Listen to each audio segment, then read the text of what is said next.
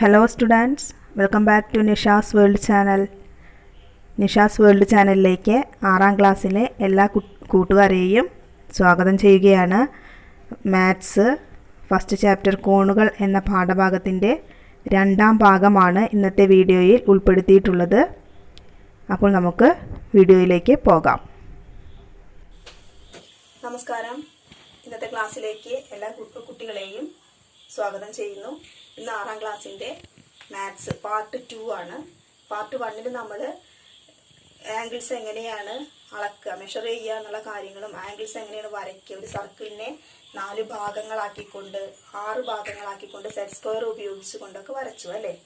24 ഭാഗങ്ങളാക്കിയിട്ടും മാറ്റി. ഇത്തരം കാര്യങ്ങളാണ് പാർട്ട് 1ൽ നമ്മൾ പഠിച്ചത്. ഇനി നമ്മൾ പുതിയൊരു ഇൻസ്ട്രുമെൻ്റ് ആണ് പരിചയപ്പെടാൻ പോകുന്നത്. നമ്മളെ ഇൻസ്ട്രുമെന്റ് ബോക്സിലുള്ള പ്രൊട്രാക്ടർ. ഏതാണ്? കണ്ടില്ലേ? ഈ ഒരു ഇൻസ്ട്രുമെന്റ് വെച്ചിട്ടുള്ള ആംഗിൾസിനെ എങ്ങനെയൊക്കെയാണ് അളക്കുക എന്നുള്ള കാര്യങ്ങളാണ് നമ്മൾ ഈ ഒരു ക്ലാസ്സിൽ പഠിക്കാൻ പോകുന്നത്. ഇതിന് മലയാളം മീഡിയം കുട്ടികൾക്ക് പറയേണ്ടത് കോൺ മാബിനി എന്നാണ് പറയുക. എല്ലാവരും പ്രൊട്രാക്ടർ എന്നാണ് പറയുമെങ്കിലും കോൺ മാബിനി എന്നുള്ള പേരും ഇതിനുണ്ട്. അപ്പോൾ കോണ് അളക്കാൻ ഉപയോഗിക്കുന്ന ഇൻസ്ട്രുമെന്റ് ആണ് ഇത്, പ്രൊട്രാക്ടർ. ഏതാണ്? പ്രൊട്രാക്ടർ. നിങ്ങളുടെയൊക്കെ ഇൻസ്ട്രുമെന്റ് ബോക്സിൽ കാണും. ഇനി ആ ഒരു പ്രൊട്രാക്ടർ ഉപയോഗിച്ചുകൊണ്ട് എങ്ങനെയാണ് കോണുകൾ അളക്കുക, മെഷർ ചെയ്യുക എന്നുള്ളതാണ് ഈ ഒരു ക്ലാസ്സിൽ നമ്മൾ പഠിക്കാൻ പോകുന്നത്. അപ്പോൾ ആദ്യമായിട്ട് പ്രൊട്രാക്ടറിനെ പരിചയപ്പെടാം. അപ്പോൾ അതിന്റെ ഡെഫിനേഷൻ ഒന്ന് നോക്കാം. ദ ഡിവൈസ് യൂസ്ഡ് ടു, അപ്പം അത് നോട്ടിൽ എഴുതിക്കോളൂ കേട്ടോ. The device used to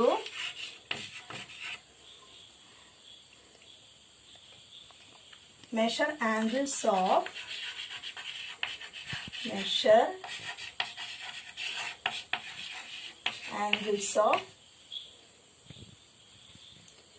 different sizes.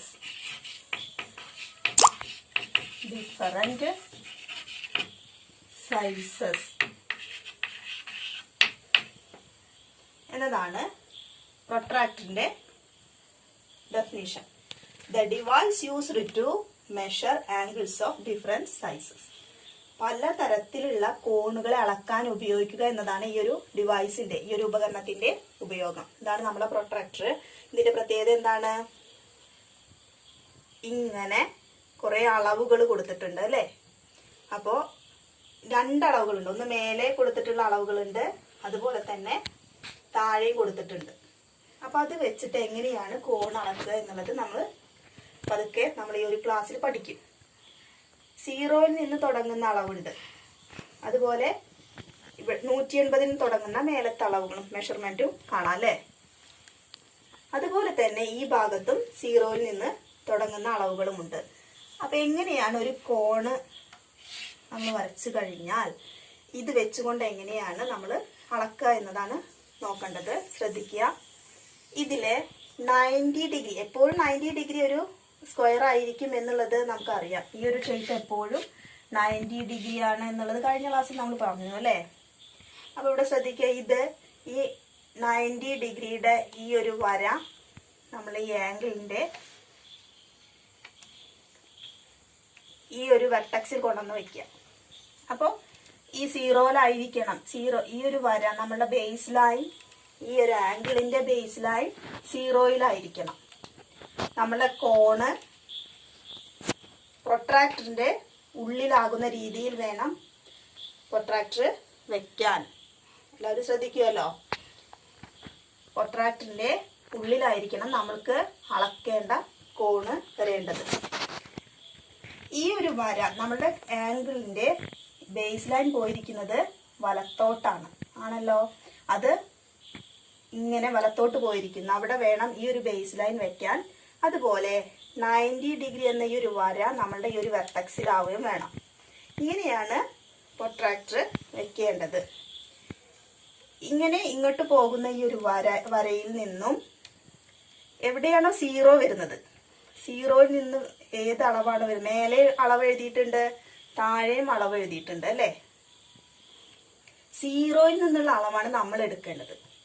എപ്പോൾ പ്രൊട്രാക്ടർ വെച്ച് അളക്കുമ്പോഴും 0യിൽ നിന്നുള്ള അളവാണ് നമ്മൾ കണക്കാക്കേണ്ടത്. അപ്പോൾ ഈ ബേസ് ലൈനിലുള്ള സീറോയിൽ നിന്ന് ഇങ്ങനെ വന്ന് നമ്മളുടെ ഈ ഒരു വര പോയിരിക്കുന്നത് ഏത് അളവിലാണെന്ന് നോക്കുക. അപ്പോൾ ഈ അടിയിൽ നിന്നാണ്, ഈ താഴെ എഴുതിയിട്ടുള്ള അളവാണ് നമ്മളിവിടെ കണക്കാക്കേണ്ടത്. ഇവിടെ ട്രയാങ്കിൾ, ഇവിടെ ആംഗിൾ ABC. ഇതെങ്ങനെയാണ് ഒരു പ്രൊട്രാക്ടർ വെച്ച് അളക്കുക എന്ന് നോക്കാം. നമ്മൾ എന്ത് ചെയ്യുന്നു, ഇങ്ങനെ വെക്കുക. വെച്ച് കഴിഞ്ഞ് ഈ ഒരു ബേസ് ലൈനിലേക്ക്, പ്രൊട്രാക്ടറിൻ്റെ ലൈനിലേക്ക് വേണം നമ്മൾ വരച്ച വര, ബേസ് ലൈൻ വരാൻ. അതിൽ നിന്ന് ഇപ്പോൾ ഇതാ വലത്തോട്ടാണ് ഈ വര പോകുന്നത് അല്ലേ. അതുപോലെ തന്നെ നമ്മൾ വരച്ച ഈ ഒരു ആംഗിള് പ്രൊട്രാക്ടറിൻ്റെ ഉള്ളിലാവുന്ന രീതിയിലാവണം. ഇത്രയും ഭാഗം ഉള്ളിലായിട്ട് കാണണം. കൂടാതെ ഇവിടെ മേലെയും മെഷർമെൻ്റ് ഉണ്ട്, താഴെയുണ്ട്. ഇങ്ങോട്ട് ഈ വര പോകുന്നത് സീറോയിൽ നിന്ന് തുടങ്ങുന്ന അളവാണ് നമ്മൾ എടുക്കേണ്ടത്. എപ്പോഴും സീറോയിൽ നിന്ന് തുടങ്ങുന്ന അളവിൽ നിന്നായിരിക്കണം നമ്മൾ എപ്പോഴും കോണ് അളക്കേണ്ടത്, പ്രൊട്രാക്ടർ വെച്ച് അളക്കേണ്ടത്. സീറോയിൽ നിന്ന് തുടങ്ങുമ്പോൾ ഇപ്പം നമ്മളുടെ ഈ ഒരു വര എവിടെ എത്തി എന്നുള്ളത് നോക്കാം. 0, 10, 20, 30, 35. എവിടെയാണ്? 35. 35ലാണ് നമ്മളുടെ ആംഗിള് കിടക്കുന്നത്. അതുകൊണ്ട് തന്നെ ഇതപ്പം നമ്മൾ സീറോയിൽ നിന്നാണ് തുടങ്ങിയത്. നമ്മൾ വരച്ച ഈ ABC എന്ന ആംഗിള് എത്ര ഡിഗ്രിയാണ്? 35 ഡിഗ്രി. അപ്പം അളക്കുന്നത് മനസ്സിലായോ? ഈ ഒരു പ്രൊട്രാക്ടർ വെച്ച് ഇതിലെ 90 ഡിഗ്രിയുടെ ഈ ഒരു പോയിന്റ് നമ്മുടെ വെർട്ടെക്സിലേക്ക് വരണം. ഏത് കോണാണോ അളക്കുന്നത് ആ ഒരു കോണിന്റെ വെർട്ടെക്സിൽ വെക്കണം. ഇനി ഇവിടെ വേറൊരു ആംഗിൾ വരച്ചിട്ടുണ്ട്. ഇത് കണ്ടാൽ തന്നെ നമുക്കറിയാം എന്താണ് 90 ഡിഗ്രി ആയിരിക്കും, കാരണം L ഷേപ്പിലാണ്. എങ്കിലും നമ്മൾ എന്ത് ചെയ്യുന്നു, അളക്കുകയാണ്. കണ്ടില്ലേ, ഇവിടെ നിന്ന് ഇങ്ങനെ ബേസ് ലൈൻ പോയി സീറോയിൽ നിന്ന് തുടങ്ങി നമ്മളെവിടെ എത്തി? ഇവിടെ എത്തിയാണ് 90 ഡിഗ്രി. അപ്പം അതിനെ ഇതിങ്ങനെ ഇട്ട് എന്ത് വായിക്കും, നമ്മൾ ഫസ്റ്റ് ക്ലാസ്സിൽ പഠിച്ചിട്ടുണ്ട് അല്ലേ, 90 ഡിഗ്രി ആയിരിക്കും. ഇതെന്താണ്? 90 ഡിഗ്രി. അതുപോലെ ഇവിടെ തല കുത്തനെ ഒരു ഫിഗർ വരച്ചിട്ടുണ്ട്. അപ്പോൾ ഇത് ഇങ്ങനെ കാണുമ്പോൾ അയ്യോ ഇതെന്താ ചെയ്യാന്ന് വിചാരിക്കേണ്ട. ഇതും 90 ഡിഗ്രി തന്നെ ആയിരിക്കും. ആ ബുക്കൊന്ന് ഇങ്ങനെ വെക്കുക, എന്നിട്ട് പ്രൊട്രാക്ടർ ശരിക്ക് ഈ ഒരു വരയിലാകുന്ന രീതിയിൽ വെക്കുക. കണ്ടോക്കൂ, ഈ L ഷേപ്പിൽ എങ്ങനെ ഒരു ഫിഗർ വന്നാലും അതിനെ എപ്പോഴും നമ്മൾ എന്താ പറയുക, അത് റൈറ്റ് ആംഗിൾ ആയിരിക്കും. കഴിഞ്ഞ ക്ലാസ്സിൽ നമ്മൾ പഠിച്ചതാണ് അല്ലേ, 90 ഡിഗ്രി. അപ്പോൾ ഇതും 90 ഡിഗ്രിയാണ്. ഇനി വേറൊരു ആംഗിൾ നമുക്ക് വരയ്ക്കാം. അപ്പം ഇതുവരെ നമ്മൾ വരച്ചതെല്ലാം എങ്ങനെയായിരുന്നു, ഇങ്ങോട്ട് ഈ റൈറ്റിലോട്ട് പോകുന്ന രീതിയിലായിരുന്നു എന്നത് വരുന്നത്. റൈറ്റിലോട്ട് പോകുന്ന രീതിയിലാണ് കോണ് വരച്ചത് അല്ലേ. എല്ലാം ഇങ്ങനെയാണ്, ഇങ്ങോട്ട് ഇങ്ങനെ പോവുകയാണ്. ഇനി തിരിച്ചിങ്ങനെ ആയാലോ നോക്കാം. ഒരു ആംഗിള്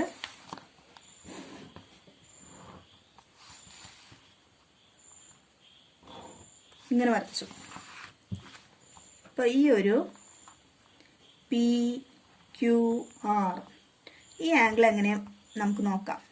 ഇത് ഇടത്തോട്ടാണ് ഇത് തുറന്നിരിക്കുന്നത് അല്ലേ. ഈ ഒരു കോണ് ഇതുവരെയൊക്കെ നമ്മൾ വരച്ചതൊക്കെ എങ്ങനെയായിരുന്നു, വലത്തോട്ട് റൈറ്റ് സൈഡിലേക്ക് പോകുന്നതായിരുന്നു. ഓപ്പൺ ആയിട്ടിരിക്കുന്ന ആംഗിളാണ് നമ്മൾ വരച്ചത്. ഇപ്പോഴോ ലെഫ്റ്റ് സൈഡിലേക്ക് ഓപ്പൺ ആയിരിക്കുന്നത്. അപ്പോൾ നമ്മൾ പ്രൊട്രാക്ടർ എങ്ങനെ വെക്കുക, എപ്പോഴും ഇങ്ങനെ തന്നെ വെക്കുക. നമ്മളുടെ പ്രൊട്രാക്ടറിൻ്റെ ഉള്ളിൽ വേണം നമുക്ക് അളക്കേണ്ട കോണ് വരാൻ. അപ്പോൾ ആ വെർട്ടെക്സിലേക്ക് കൊണ്ടുവയ്ക്കുക. ഈ 90 ഡിഗ്രിയുടെ ഈ ഒരു പോയിന്റ് വെർട്ടെക്സിൽ കൊണ്ടുവയ്ക്കുക. എന്നതിന് ശേഷം ഇവിടെ നിന്നാണ് അളക്കേണ്ടത്. കാരണം നമ്മളെ ബേസ് ലൈൻ പോയുള്ളത് ഇങ്ങോട്ടാണ് അല്ലേ, പുറത്തേക്ക് ഇങ്ങോട്ടാണ് പോയിട്ടുള്ളത്. അപ്പോൾ ഇവിടെയാണ് 0 കിടക്കുന്നത്. അപ്പോൾ അത് മേലത്തെ അളവായിട്ട് വരും. 0യിൽ നിന്നാണ് എപ്പോഴും നമ്മളിത് അളക്കേണ്ടത്.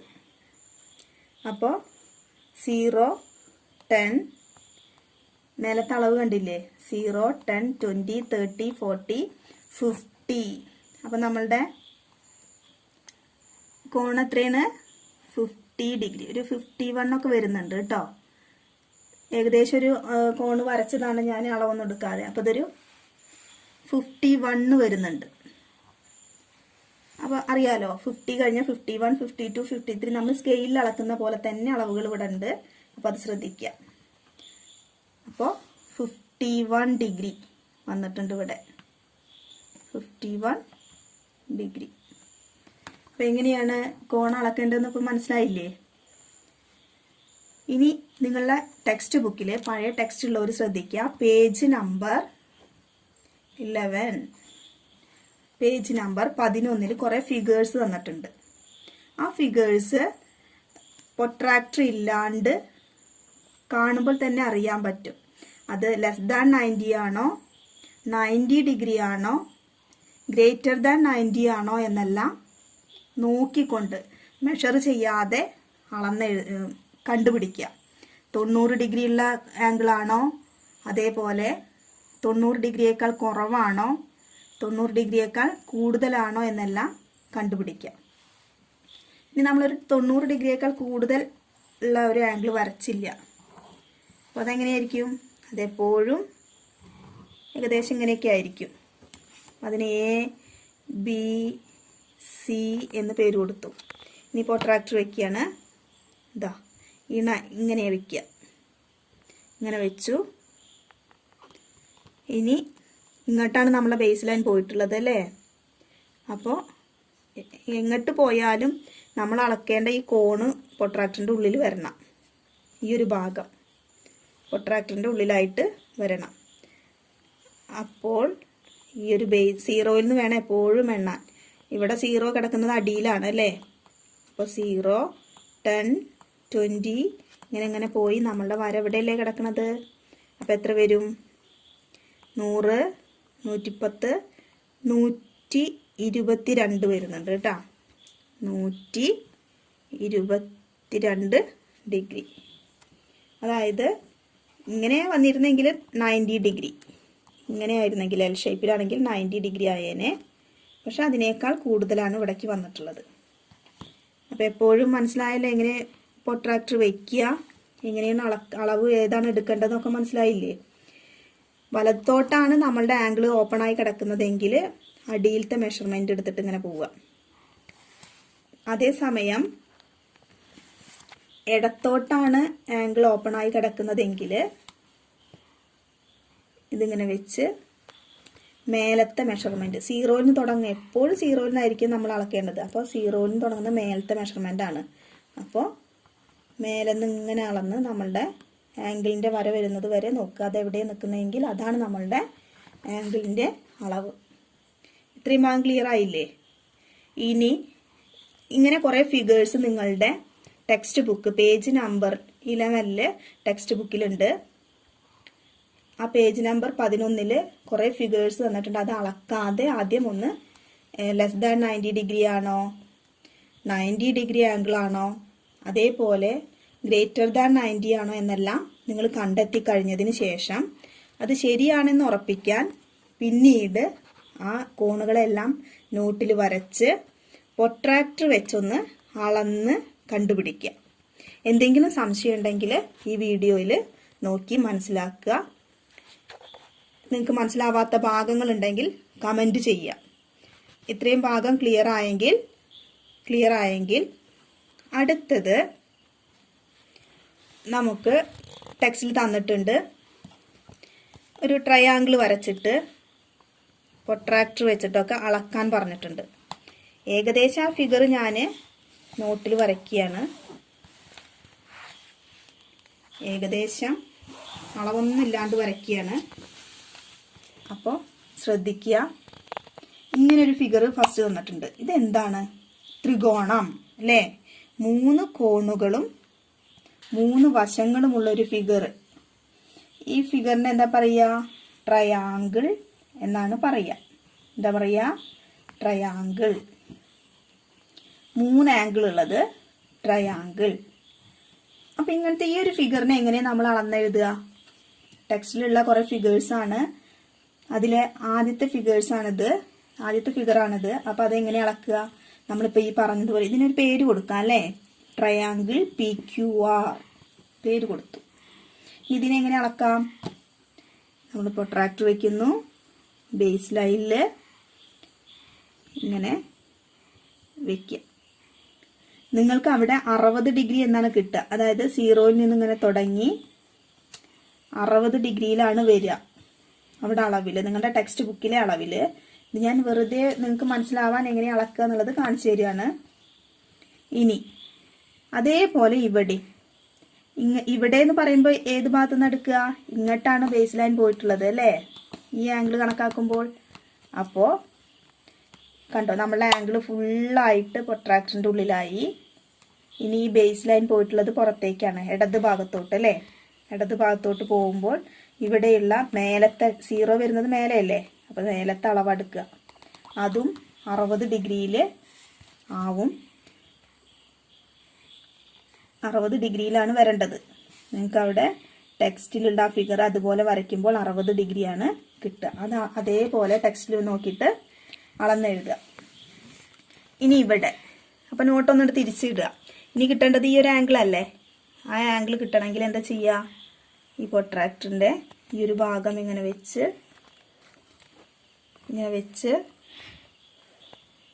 ഇങ്ങനെ ഈ ഒരു ഭാഗം, ഈ ഒരു വര ബേസ് ലൈൻ പോയിട്ടുള്ളത് ഇങ്ങനെയല്ലേ, വെർട്ടക്സിൽ നിന്ന് ഇങ്ങോട്ടുള്ള ഓപ്പൺ ആയിട്ട് കിടക്കുന്ന ഭാഗമാണ് എടുക്കേണ്ടത്. 0-ൽ നിന്നും ഇതുവരെ അത് കറക്റ്റായിട്ട് 60 ഡിഗ്രി വന്നിട്ടുണ്ട്. 60 ഡിഗ്രി വരും. അപ്പോൾ ഈ ഒരു 3 ആംഗിൾ നമ്മൾ അളന്നെഴുതി അല്ലേ, 3 ആംഗിളുകളും കോണുകളും അളന്നെഴുതി. ഇനി അടുത്ത ഫിഗർ ഉണ്ട്. അടുത്ത ഫിഗർ ടെക്സ്റ്റിൽ കാണിച്ചിട്ടുള്ളത് ഒരു സ്ക്വയറോ റെക്റ്റാങ്കിളോ ആണെങ്കിലും അവയുടെ ആംഗിൾ എപ്പോഴും 90 ഡിഗ്രി ആയിരിക്കും. സ്ക്വയർ ആയാലും റെക്റ്റാങ്കിൾ ആയാലും അതിന് പുറത്തേക്ക് പോവരുത്. സ്ക്വയർ ആണെങ്കിലും റെക്റ്റാങ്കിൾ ആണെങ്കിലും ഒക്കെ എന്താണ് 90 ഡിഗ്രി ആയിരിക്കും. കാരണം ഒക്കെ എൽ ഷേപ്പാണ് അല്ലേ. അപ്പോൾ എന്താ വരിക? 90 ഡിഗ്രി. ഇനി അടുത്തൊരു ഫിഗർ തന്നിട്ടുണ്ട്.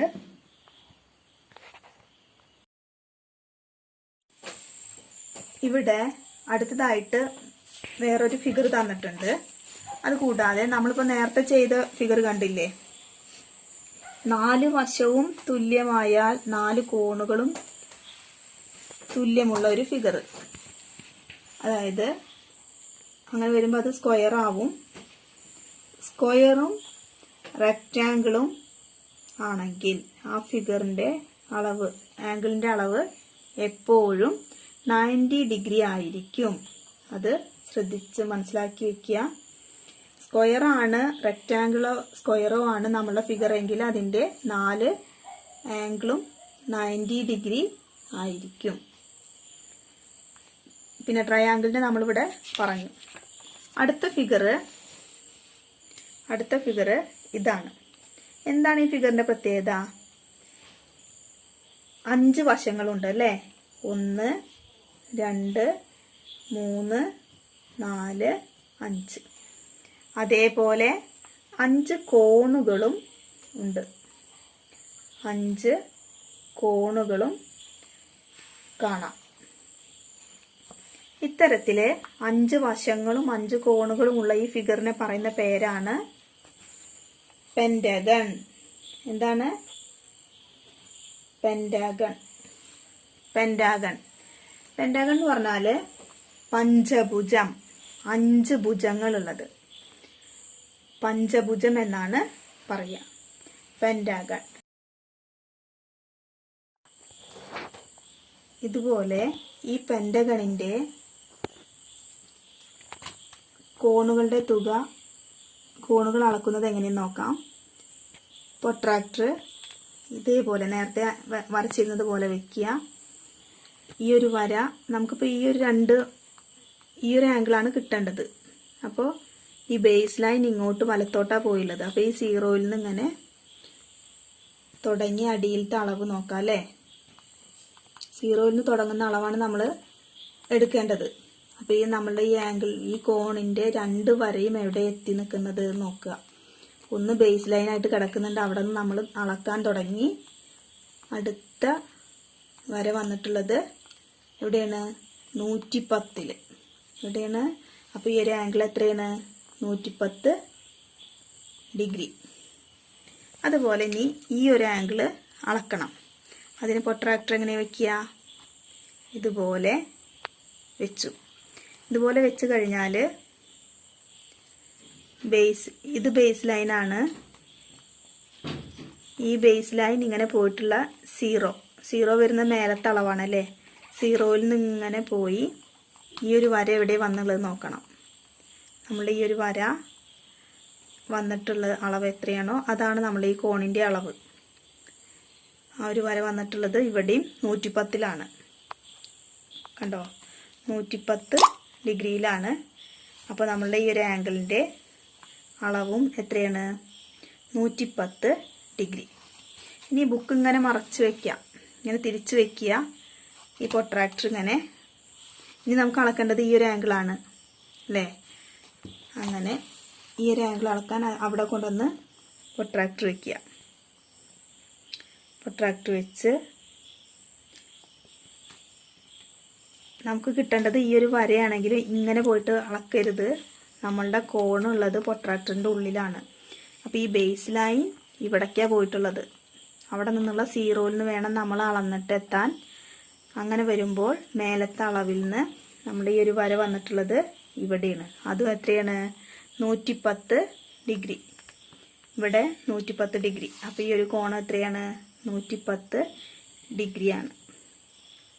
അപ്പോൾ ഇതിന് നമുക്ക് മനസ്സിലാക്കേണ്ട, അതുപോലെ ഇവിടെ ഇങ്ങനെ തിരിച്ച് എല്ലാ ആംഗിളും ഇതുപോലെ നിങ്ങൾ അളന്ന് നോക്കിയാൽ നിങ്ങൾക്ക് എന്ത് കിട്ടും?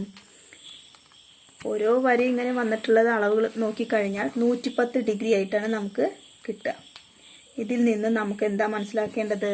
പെൻറ്റാഗണിൻ്റെ 5 കോണുകളുടെയും അളവ് എങ്ങനെയാണ്? ഓരോ ആംഗിളും പെൻറ്റാഗണിൽ 110 ഡിഗ്രി ആയിരിക്കും. 110 ഡിഗ്രി ആയിരിക്കും.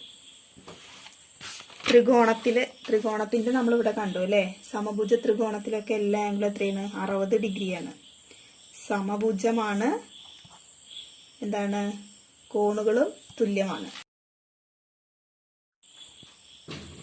ചതുരമായാലും സമചതുരമായാലും അവയുടെ കോണുകൾ 90 ഡിഗ്രി ആയിരിക്കും. 4 കോണും എത്രയാണ്? ഓരോന്നും 90 ഡിഗ്രി ആയിരിക്കും. അടുത്ത ഫിഗർ നമ്മൾ പഠിച്ചത് ഏതാണ്? പെൻറ്റഗൺ. പെൻറ്റഗണിൻ്റെ കോണുകൾ എത്രയാണ്? ഓരോ കോണും 110 ഡിഗ്രി ആയിരിക്കും. നിങ്ങളുടെ ടെക്സ്റ്റ് ബുക്കിലുണ്ട് ഈ ഒരു ഫിഗർ. ഇത് അളന്ന് നോക്കുക, മനസ്സിലാക്കുക.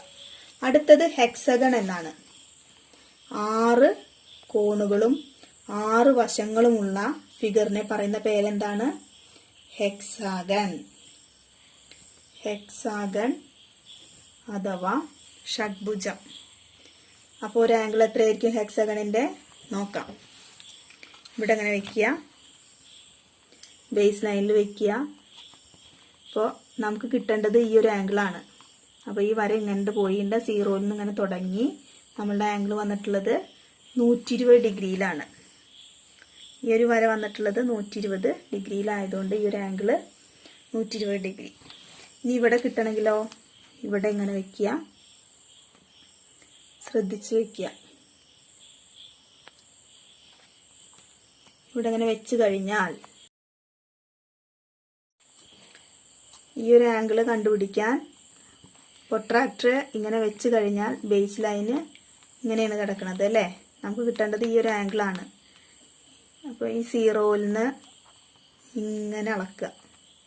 അളന്ന് നമ്മൾ ഈ ഒരു വര വരുന്നത് എവിടെയാണ്? 120. മേലത്തെ ആയിരിക്കുമല്ലോ. ഇവിടെ 0 വരുന്നത് മേലത്തെ മെഷർമെൻ്റ് ആണ്. 120 ഡിഗ്രി. അപ്പോൾ ഇതും 120 ഡിഗ്രി. അതുപോലെ ഓരോ ആംഗിളും ഇതുപോലെ തിരിച്ച് ഈ ഫിഗറിനെ നമുക്ക് പ്രൊട്രാക്ടർ വയ്ക്കാൻ സൗകര്യത്തിൽ തിരിച്ച് എല്ലാ ആംഗിളും ഇങ്ങനെ കണ്ടെത്തുക. അപ്പോഴൊക്കെ നമുക്ക് എന്താ കിട്ടുക? നിങ്ങളുടെ ടെക്സ്റ്റ് ബുക്കിലുള്ള ആ ഫിഗറിൻ്റെ ആംഗിൾ 120 ഡിഗ്രി എന്നാണ് കിട്ടുക. അങ്ങനെ 6 ആംഗിളും 120 ഡിഗ്രി ആയിരിക്കും ഹെക്സാഗണിൽ. അപ്പോൾ ഈ ഒരു ഫിഗറുകളെല്ലാം വരച്ച് നിങ്ങൾ അളന്നെഴുതുമല്ലോ അല്ലേ? എല്ലാം വരയ്ക്കുക, മനസ്സിലാക്കുക, കോണുകളെല്ലാം അളന്നെഴുതുക. ഇന്നത്തെ ഒരു ക്ലാസ് ഇവിടെ അവസാനിക്കുന്നു. എല്ലാവർക്കും നന്ദി.